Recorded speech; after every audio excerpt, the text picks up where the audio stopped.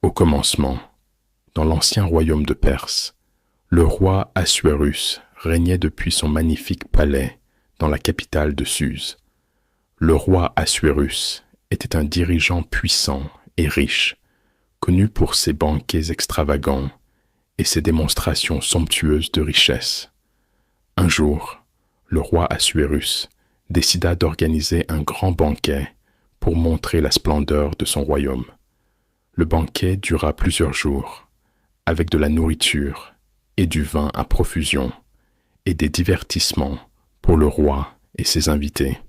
Le dernier jour du banquet, le roi Assuérus demanda à sa reine, Vasthi, de venir devant lui et ses invités, portant sa couronne royale pour montrer sa beauté.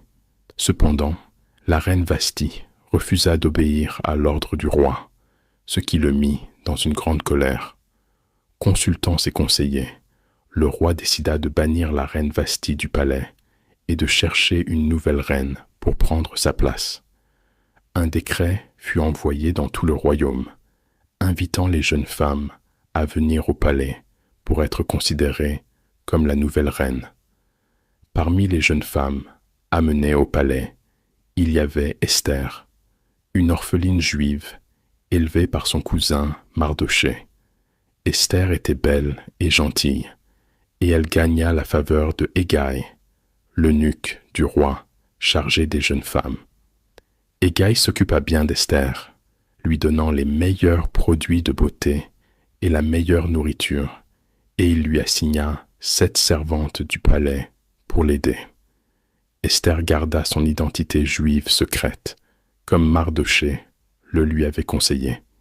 Chaque jeune femme suivait une année de soins de beauté avant d'être présentée au roi.